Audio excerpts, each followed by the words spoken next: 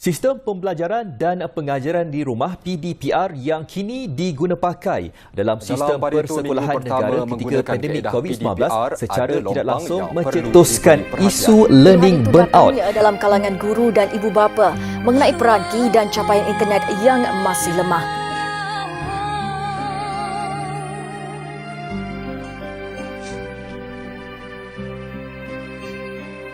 Tidak pernah terbayang keadaan diri ini diuji.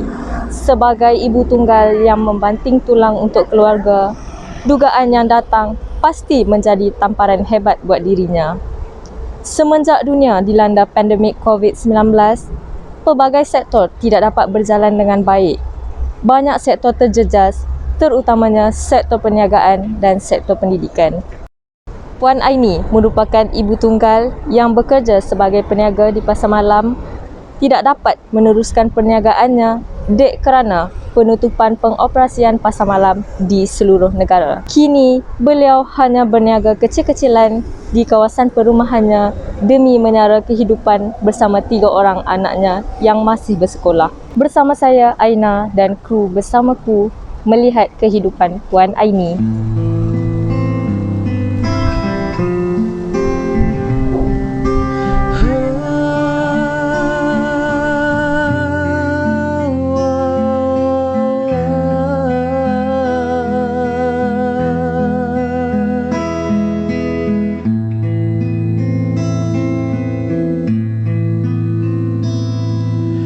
Berbumbungkan angkasa kelabu.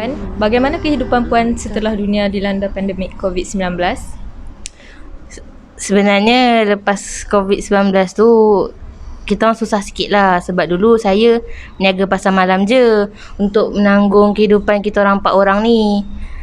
Sekarang lepas COVID-19 tak boleh nak meniaga. Saya pun hanya bergantung kepada perniagaan kari pak frozen je. Itu pun kecil-kecilan je. Bagaimana Puan menguruskan anak-anak semasa PDPR? Masa PDPR saya sebenarnya kesian dekat anak-anak saya 3 orang ni. Yelah, kita orang tak cukup peranti. Saya pun ada 1 laptop je. Itu pun diorang terpaksa berkongsi. Lepas tu saya ada 1 telefon bimbit tu pun untuk kegunaan saya. Jadi kesianlah diorang ni terpaksa berkongsi. Mujur lah, ada hari tu ada NGO bagi kita sumbangan laptop. Alhamdulillah lah, senang diorang nak buat kerja sikit. Tu je lah yang saya boleh tolong tengok je lah. Nak ajar pun saya pun tak apa nak pandai kan. Adik-adik macam mana belajar sekarang? Okey ke? Kalau saya rasa banyak jugalah cabaran belajar online ni. Lebih-lebih lagi dalam keadaan rumah saya yang tak kondusif, yang kurang selesa sebab tak ada kemudahan seperti di sekolah. Lepas tu kadang-kadang capaian internet pun susah nak cari. Jadi saya kena pergi keluar rumah lah untuk cari tempat yang selesa, yang tenang. Tapi insya-Allah lah saya jadikan cabaran ni untuk saya berjaya dan mengubah nasib hidup keluarga saya. Saya rasa susah nak belajar sekarang sebab telefon ada 1 je dan saya kena kongsi dengan kakak, dengan adik saya. Saya kena tunggu diorang habis guna dulu, baru saya boleh guna telefon tu dan buat kerja yang cikgu bagi. Kalau cikgu buat Google Meet, saya selalu masuk lambat.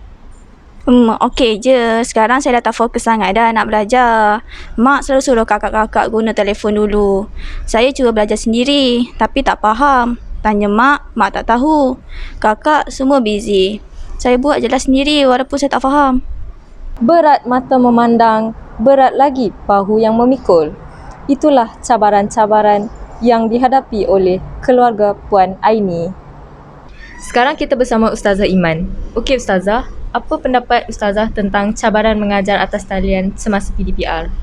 Assalamualaikum, saya Ustazah Iman, Ustazah kepada Atira dan Syamimi.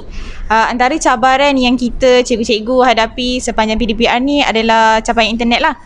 Kita tahu setiap pelajar dan guru-guru ni duduk dekat kawasan yang berbeza-beza. Jadi ada capaian yang berbeza-beza lah. Antara medium yang kita guna sepanjang PKP ni, medium online-nya adalah Google Meet. Jadi saya dapati bila kita kita menggunakan Google Meet, ada pelajar yang boleh masuk daripada awal sampai habis. Ada pelajar yang macam Atira dan Syamimi, dia senang terkeluar. Jadi itu masalah capaian internet. Jadi cabaran yang lainnya saya rasa adalah komunikasi lah. Sebab bila kita menggunakan medium online ni, kita susah nak dapat respon macam mana kita dapat respon dalam kelas. Jadi kita risau pelajar tak dapat apa yang kita cuba sampaikan. Okey, terima kasih Ustazah.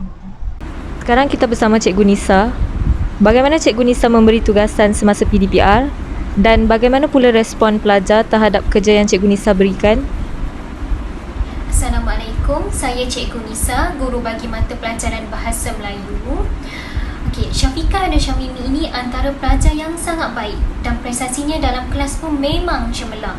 Tapi apabila bermulanya PDPR ini, saya dapati mereka tidak dapat mengikuti sepenuhnya pengajaran saya secara atas talian. Tapi tak mengapalah, saya faham mengenai masalah dan kesukaran mereka ketika berada di rumah.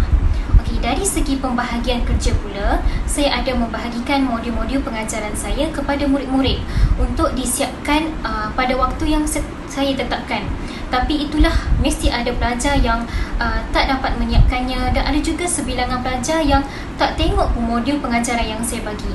Tetapi bagi Iman dan Syamimi ni, walaupun mereka menghadapi kesukaran untuk join kelas saya secara offline, mereka tetap dapat menyiapkan kerja saya secara sempurna. Adakah Cikgu Nisa dapat memantau progres pelajar-pelajar cikgu semasa PDPR? Bagi saya, kelas secara PDPR ini agak mencabar bagi saya. Kerana apa? Kerana saya tidak dapat memantau gerak-geri mereka di dalam kelas secara online tu, dan juga saya tidak dapat berkomunikasi dengan mereka secara baik. Kehidupan ini penuh dengan pancaroba. Teruslah cekal menghadapi ujian ini kerana pasti ada hadiah indah buatnya kelak.